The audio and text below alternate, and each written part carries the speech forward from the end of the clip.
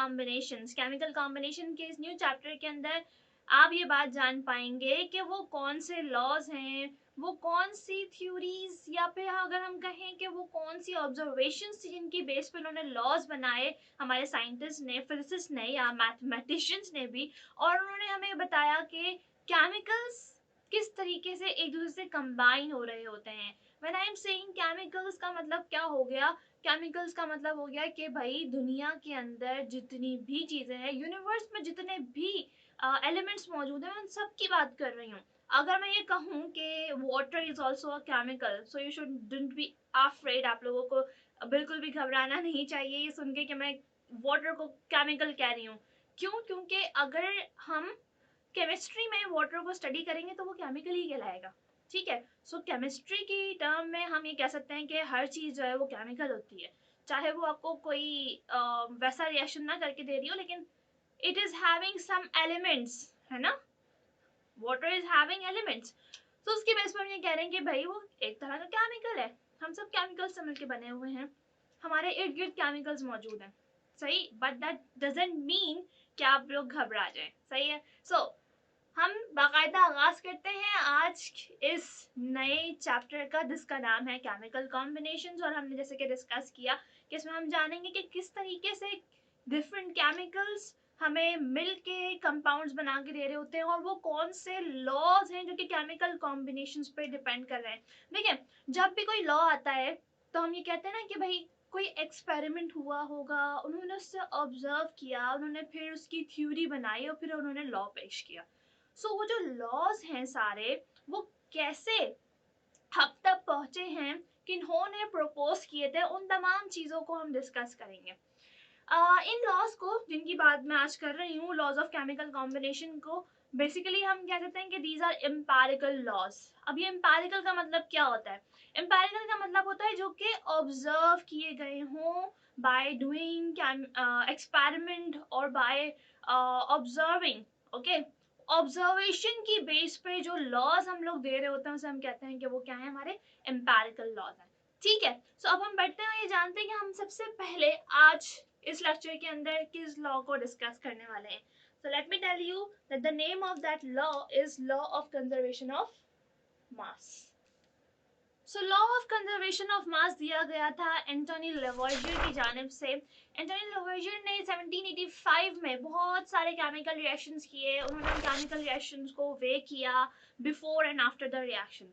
और उन तमाम केमिकल रिएक्शंस की जो खास बात थी ना, वो ये थी कि वो क्लोज सिस्टम के अंदर हो रहे थे। तो मैं यहाँ पे आपको एक चीज बताती हूँ कि जब भी हम कोई केमिकल रिएक्शन करवा रहे होते हैं ना, ठीक है, वो हो रहे होते हैं दो सिस्टम के अंदर, एक होता है ओपन सिस्टम और एक होता है क्लोज सिस्टम, सही है। तो मैं यहाँ पे बता देती हूँ कि केमिकल रिएक्शंस ओपन और क्लोज्ड सिस्टम के अंदर हो रहे होते हैं। अब मैं आपको एक एग्जांपल देती हूँ। जैसे अगर मैं बाहर जाऊं और आप लोगों से मुखातिब होने की कोशिश करूं, बाहर मतलब मैं रूम के बाहर जाती हूँ जहाँ पे रोड के ऊपर, ठीक है, और मैं वहां पर खड़े होकर आपसे मुखातिब होने की कोशिश करती हूँ, सही है। तो वो क्या हो जाएगा, वो एक ऐसा सिस्टम हो जाएगा जो कि ओपन सिस्टम है, ठीक है। मैं एक क्लोज वेजल के अंदर नहीं होंगी, या मैं क्लोज कंटेनर के अंदर नहीं होंगी, या मैं रूम के अंदर नहीं होंगी। लेकिन right now I am in a room, मैं एक रूम के अंदर हूँ और मैं ये कह सकती हूँ कि मैं एक क्लोज सिस्टम के अंदर हूँ। तो बिल्कुल इस तरीके से वी कैन से कि हमारे पास केमिकल रिएक्शंस या तो ओपन सिस्टम के अंदर हो रहे होते हैं या फिर क्लोज सिस्टम के अंदर हो रहे होते हैं, ठीक है। ओपन सिस्टम में बहुत सारे केमिकल रिएक्शंस हो रहे हैं जो कि आप ऑब्जर्व कर रहे होते हैं अपनी डेली लाइफ के अंदर। जैसे बारिश आई, बारिश का पानी नीचे गिरा, और फिर उसके बाद में मोस्ट ऑफ द टाइम ऐसा होता है कि सूरज जो है वो उसको एवापोरेट कर लेता है। ये वाला काम तो हमारा वहाँ पे भी हो रहा होता है, समंदर के पास भी हो रहा होता है ना, कि एवापोरेशन हो रही होती है, पूरी वाटर साइकिल चल रही होती है ना। ये बात हो गई। क्लोज सिस्टम की बात करें तो क्लोज सिस्टम में सिंपली आपने पानी लिया, उसको कवर कर लिया, देगची में डाल के कवर कर दिया, ठीक है, और आप उसके अंदर क्या काम कर रहे हो, हीटिंग प्रोवाइड करवा रहे हो। तो अब वो जो काम हो रहा था पहले कहाँ पे, ओपन सिस्टम में, अब वो हो रहा है क्लोज सिस्टम के अंदर। So are you getting my point, सही है। सो इस तरीके से law of conservation of mass जिन्होंने दिया था, जिनका नाम था लेवॉइजर, एंटोनी लेवॉइजर, 1785 में इन्होंने लॉ दिया था। मैं यहाँ पे लिखती हूँ आपके लिए।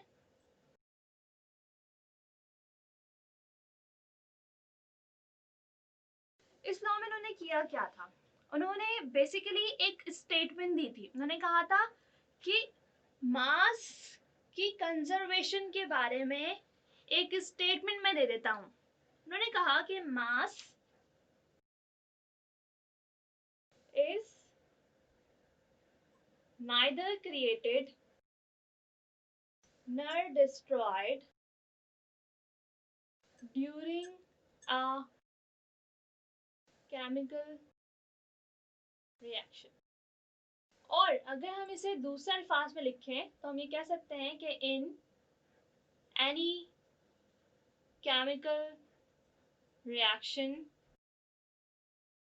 the initial mass of reacting substances is equal to the final weight of product।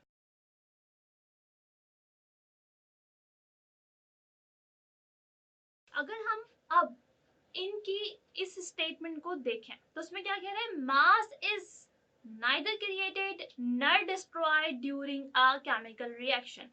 एक चीज जो मैं आपको बताना चाहूंगी, ये जो स्टेटमेंट इन्होंने दी, ये स्टेटमेंट बेस थी उन केमिकल रिएक्शंस पे जो उन्होंने क्लोज सिस्टम में किए थे। Okay, so that's why I will say कि इनकी ये स्टेटमेंट, जो उनकी अबव स्टेटमेंट्स हैं,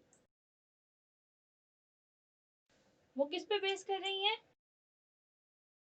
क्लोज सिस्टम में किए गए रिएक्शंस पे बेस कर रही हैं। ठीक है, ये बात हो गई। सो अब हम ये बात करें कि mass is neither created nor destroyed during a chemical reaction. अगर आप क्लोज सिस्टम के अंदर मास को रखते हो और वो दोनों masses initial mass of your reacting substance और final mass of your product, वो दोनों के दोनों सेम होंगे एक दूसरे, क्यों, क्योंकि वहां से कोई भी चीज बाहर नहीं निकल पाई है, तभी वो वे करेंगे सेम। ओके, अब लेट्स सपोज हम ये बात करें कि हम यही काम क्लोज सिस्टम के अंदर नहीं ओपन सिस्टम के अंदर करेंगे, तो फिर अगर आप ये काम वे करके देख लोगे, एक्सपेरिमेंट करके देखोगे, तो फिर आपको क्या पता चल जाएगा कि ओपन सिस्टम के अंदर तो हमारे मास निकल जाएगा।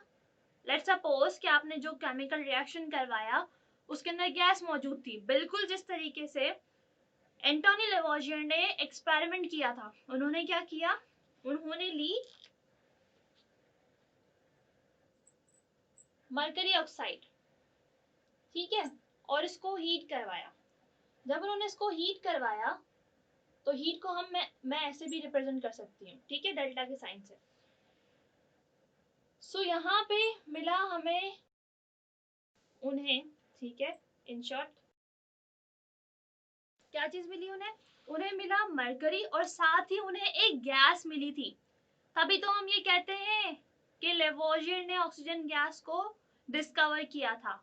Okay, Lavoisier was the person who discovered oxygen, यानी कि वो एक लॉ दे रहे थे और लॉ के दौरान में उन्हें एक गैस डिस्कवर होती हुई नजर आई अपने केमिकल रिएक्शन के दौरान, ठीक है। So that is basically in the form of liquid और ये होता है गैस की फॉर्म में। सो वी कैन से कि जब उन्होंने मरकरी ऑक्साइड, ये क्या है, मरकरी ऑक्साइड है,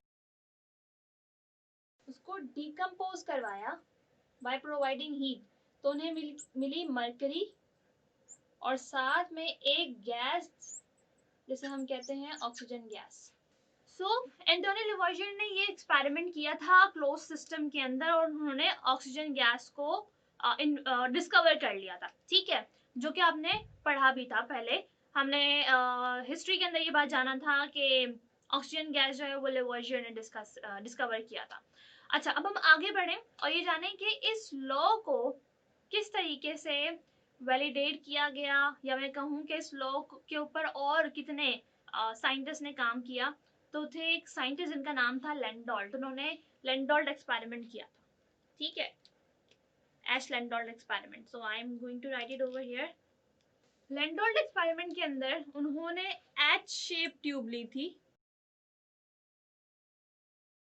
उस एच शेप ट्यूब के अंदर उन्होंने उसको क्या किया था, एच शेप ट्यूब ली उन्होंने, उसके अंदर, ठीक है ये मेरा एच है, ठीक है, इस एच के अंदर उन्होंने एक लिम्ब के अंदर, ये इसकी एक लिम्ब है और ये दूसरी लिम्ब है, एक लिम्ब के अंदर उन्होंने डाला था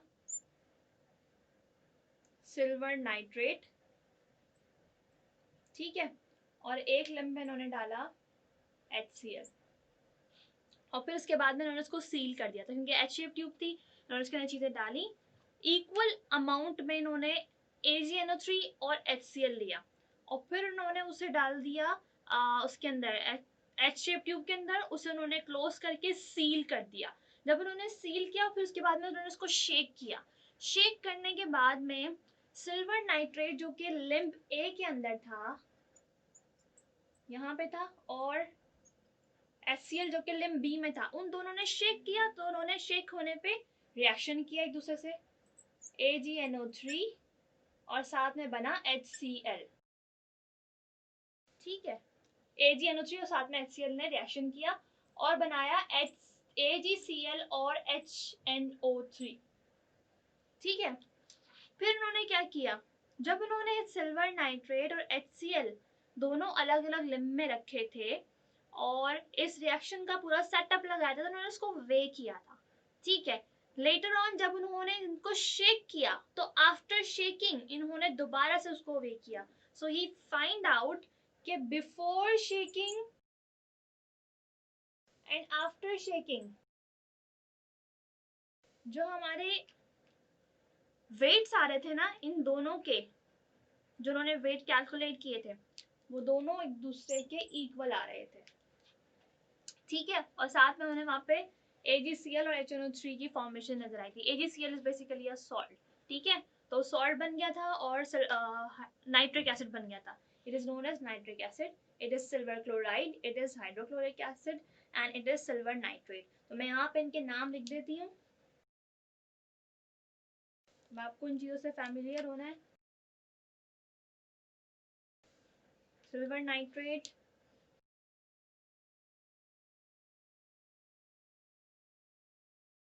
हाइड्रोक्लोरिक एसिड, सिल्वर क्लोराइड और HNO3 है,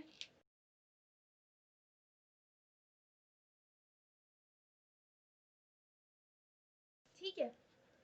सो लॉ ऑफ कंजर्वेशन ऑफ मास, जिस जो कहता है कि mass is neither created not destroyed during a chemical reaction and that is in close system, जो कि क्लोज सिस्टम के अंदर हो रहा हो।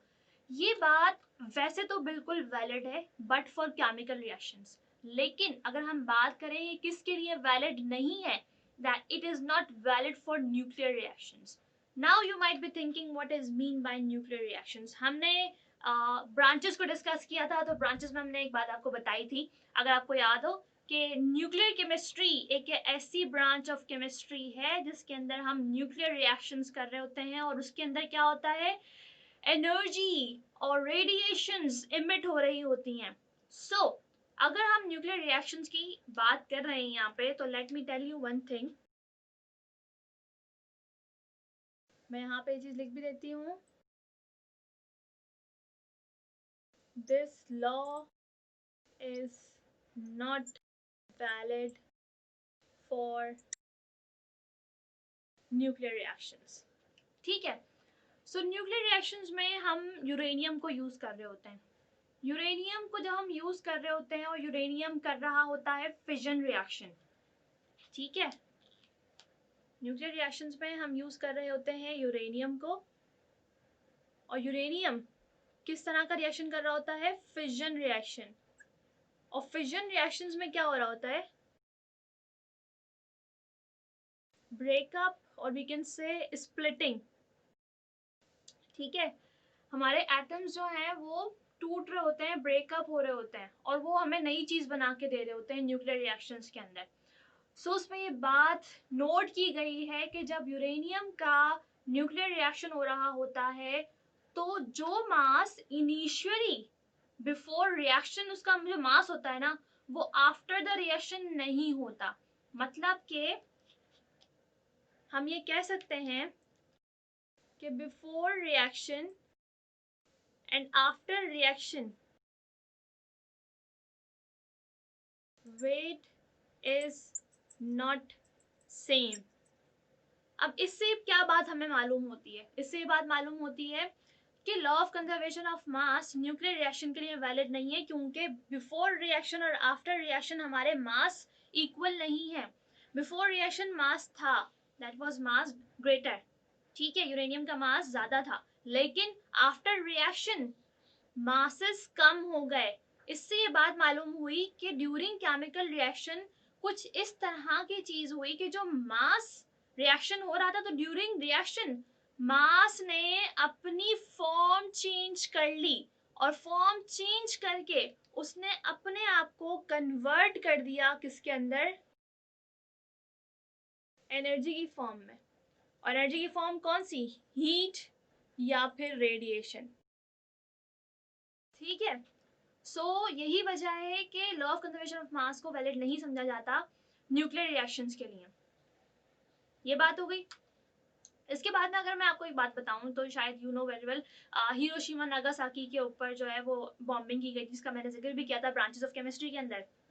सो बेटा, अगर हम उसके पीछे रीजन देखें ना, तो वहां पर जो रेडिएशंस फैली थी जिसकी वजह से पूरी डिस्ट्रक्शन हुई थी उन दोनों शहरों के अंदर, वो भी न्यूक्लियर रिएक्शन था। न्यूक्लियर रिएक्शन में उन्होंने यूज किया था इस तरह के एलिमेंट को, और उससे ऐसी रेडिएशंस निकली थी कि पूरा जो वो एरिया था वो इफेक्ट हो गया था। सही है। यही वजह है कि हम उस चीज को भी अगर रखें दिमाग में, तो हम ये कह सकते हैं कि मास ने अपनी फॉर्म को चेंज कर लिया, ठीक है, और वो हीट या रेडिएशन की फॉर्म में चला गया। यही बात जो है ना, फिर आगे एक फिजिसिस्ट और मैं कहूँ मैथमेटिशियन जिनका नाम था एल्बर्ट आइंस्टाइन, इन्होंने एक रिसर्च पेपर लिखा। उस रिसर्च पेपर में इन्होंने एक इक्वेशन लिखी, the is equal to m c square. Is equal to m c square क्या चीज है? ये भी वही बात बता रहे हैं जो हमने कहा कि मास अपनी फॉर्म को चेंज कर लेता है ड्यूरिंग केमिकल रिएक्शन, एनर्जी या फिर मैं कहूँ हीट या रेडिएशन की फॉर्म में। अब मैं आपको ये बताऊं तो ये क्या है? E stands for energy, M stands for mass, and C stands for velocity of light. Energy अर्थ में है, मास ग्राम में, और velocity of light 3 exponent 10 centimetre पर सेकेंड। ओके, सो ये है हमारे पास एल्बर्ट आइंस्टाइन की दी गई इक्वेशन, और इसकी हेल्प से हम ये कह सकते हैं कि जो बात हमने आपको बताई भी कि मास जो है वो चेंज होता है, लेकिन वो इतना लेस अमाउंट में चेंज होता है रेडिएशन या हीट के अंदर कि उसको अब तक कैलकुलेट नहीं किया जा सका है, बट ऐसा होता जरूर है, जो कि हमने एविडेंस भी देख ली है, ठीक है। सो वी कैन से कि law of conservation of mass is valid only for chemical reaction that going to happen in close system. So it was बेटा all about laws of conservation of mass, law of conservation of mass, ठीक है। अब हम आपसे next video lecture के अंदर मिलते हैं, वहां पे हम डिस्कस करेंगे another law of chemical combination. Okay, so मिलते हैं आपसे नेक्स्ट वीडियो लेक्चर के अंदर। अल्लाह हाफिज।